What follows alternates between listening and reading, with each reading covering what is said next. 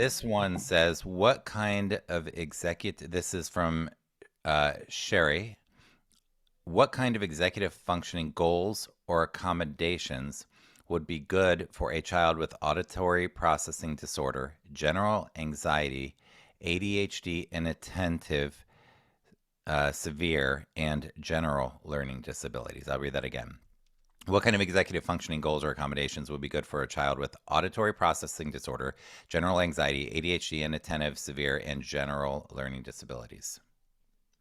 Anxiety, You want me to pop it in the and chat? then inattentive. No, I got it. I just to make my Inattentive. invisible strategies visible, I was taking notes so that to honor that my brain is a factory, not a warehouse. So I can't keep all of that in my working memory, that like whiteboard in my brain.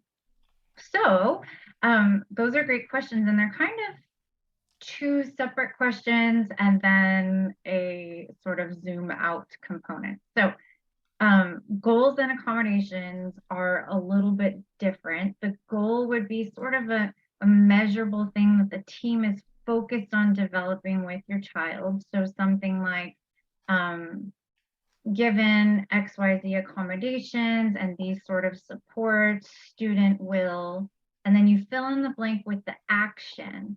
And I would say a good goal would be something that really hits the highest pain point, the most poignant impediment for your child. So let's say they get, and you guys are going to say amen to this, like they get their work done and then forget to turn it in. A good goal matching up with that need would be given prompts and notifications digitally or whatever kind of accommodations you decide work, student will turn in assignments 4 out of 5 days with fewer than 2 prompts. So it kind of paints the picture of what it can look like. And that's an annual goal. So we would backwards to today and think about, okay, maybe they need 6 prompts and a visual reminder, and then kind of pull off the scaffolding as they develop the skills so they can stand on their own on their path to the goal. So a good goal would be anything that meets the biggest need, the biggest hurdle in terms of studenting. So oftentimes that's more to do with grades than it is with learning. You know, like our kids can learn, that's not the issue. It's just playing school. So, and I always do the robot when I say playing school because it is a little bit, robotic. Um, but the idea is you match the greatest need with a with a goal that serves that need, and make sure that whatever goal it is empowered with the environment, with direct instruction, with accommodations, which I'll talk about in just a sec, and it's not 100% reliant on your kid to access. And what that means is it doesn't have to be when so and so self advocate, Which a because lot of these kids don't have the skills to do. exactly. And they will, but you've got to build up that experience of like, oh, this actually works for me. I'm going to ask for it next time. So they've got to have a chance to kind of get in the pool and sort of play with the accommodations or with the strategies. And then once they own them, oh, for sure, you can lean into them and say, hey, remember to ask for extra time. That's one of your key components. But when it's new, asking a child to do it on their own really is not best practice. It's not fair to the child. It's just not going to happen. So goals in terms of a kid with auditory processing, anxiety, and inattentive, I would say, as you look at the biggest access pieces, I imagine there's a little bit of preview that could be happening in terms of, maybe they have questions ahead of time so that they can participate in class. And maybe that's related to their goal. So, So what do you you mean by get preview? Can you explain what that would actually look like? Sure. Yeah, that would be like the teaching team providing a couple of potential questions that they could answer in class participation, or a heads up on vocabulary, just ways to empower future participation because they've got the content and they've got a sneak peek at what might be asked of them, which will then help pique their interest because they're going to have a listening job for when that question comes up. So when your brain has a job, you're much more likely to attend. And then it will also help kind of lower the anxiety and provide the question in a visual format, which would modify a bit and kind of accommodate for the auditory processing, right? Because auditory processing disorder just means that you can definitely learn, and yet there's traffic in your brain between when you hear it and when you think about it, and you're able to then deal with the information. Just a little bit of traffic. So to help increasing the visuals is a huge piece. So as I was kind of riffing that goal, like given preview of upcoming questions or participation tools and vocabulary, student will participate in X number of lectures across so many given days, given 2 teacher prompts. And I'm just kind of making that up. You can feel the format, right? Like given, student will, here's the measurement, here's the support they'll get. And that's kind of what you're going to like listen for in a goal. But the idea is there were some accommodations built into that too. So what's a good goal or accommodation for anxiety? Perfect segue, my friend. So accommodations, and we'll start with the anxiety piece. Breaks, having the opportunity to take breaks when they feel overwhelmed. And then I would say an accommodation sort of married with a little bit of instruction would be self-regulation tools. So helping a child or a teenager identify when the anxiety is kicking up, because usually we have some physical signs before our brains really register, like, oh, holy cow, I've hit the peak. And so when you can kind of, I call it stress mountain or anger mountain, when you know what your body feels like on the way up to that pinnacle of stress, you can then utilize the tools to self-regulate before you get up to that heightened emotional state where, you know, like your emotional centers are going off in your brain and you don't necessarily have like neurological access to the thinking part of your brain. We want to use the tools before we get to the peak of the mountain. So accommodations. Can I interrupt you? Yeah, go ahead. So the reason I'm interrupting is because there's a related question that did come in on the live chat. So I'm going to ask this, and because it relates right to it, so you can weave this in. So Jen asks, is it appropriate to write goals within an IEP related to self-regulation for a child with ADHD combined type? And so it just flows right with what you're saying. So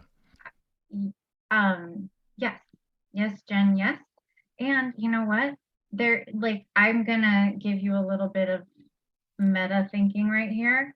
If it works for the kid and helps empower them, then it's appropriate, right? And ask the kid, you know, work with them to develop, hey, what do you want to work on? What do you think is kind of holding you back? Or what do you notice is kind of a sticky friction point in class?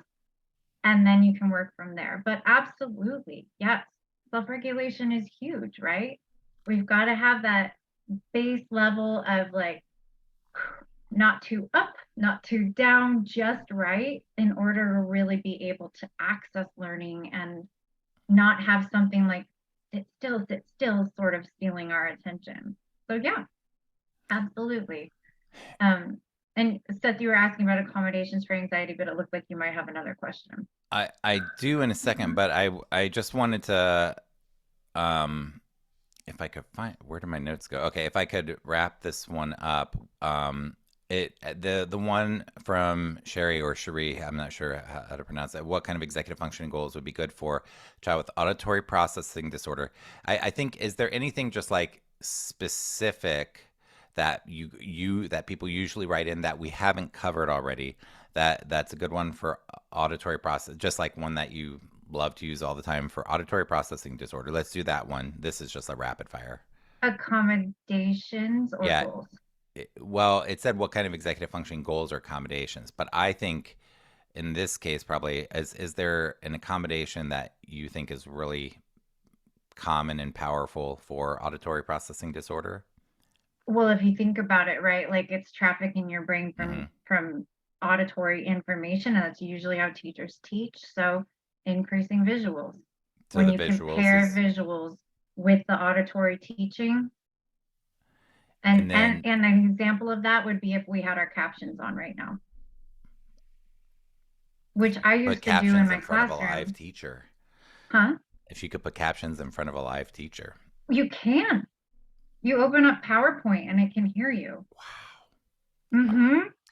Mm-hmm. Okay, and then any that you haven't mentioned already that for anxiety. I'm just going through Preview these so we can. opportunity for breaks, a system for communicating when they're overwhelmed without like self-exposure, like, I'm overwhelmed. Like, don't nobody need that. And plus, once you're a teenager, there's no way they'll do that. So Mhm. they're gonna need a way to just kind of like hold their pen straight up and down or something to cue the teacher, like, hey, can you run this envelope to the office? Wink, as in like go take your break. That kind of thing, just kind of stealthier ways to communicate can be huge. I like that.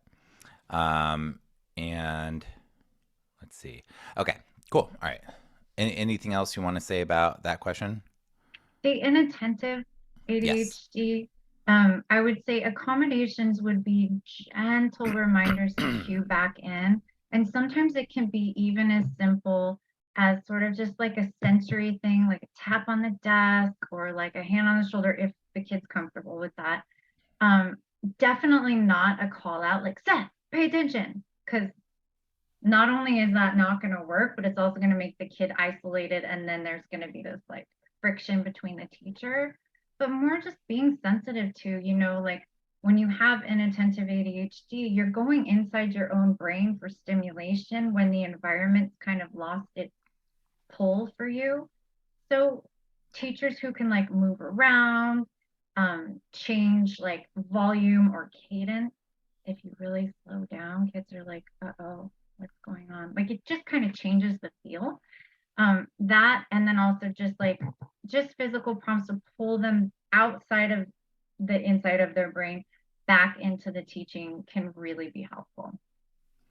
Awesome. Yeah, there's so many things that teachers can do. I don't know how many of them you write into accommodations, but in thinking about that too, like one of the things that I would do is just the proximity when I notice it. Mm-hmm. But as you get more and more and more skilled as a teacher, and I really see teaching as an art, and but it's so different if you have a kindergarten class compared to a fifth grade, compared to a 12th grade class, it's so different.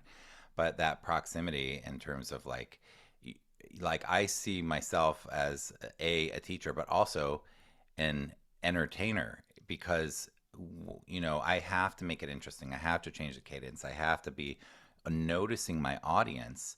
And when I notice that inattention, a lot of times just walking near them and looking at them as I'm talking, and so it's nothing that again makes them feel like they're standing out, but it's re-engaging that. But I think great teachers do that. They learn to really read their audience, and it's an art that we often are not really teaching the art. We're teaching the deliver the curriculum. But Absolutely. Yeah.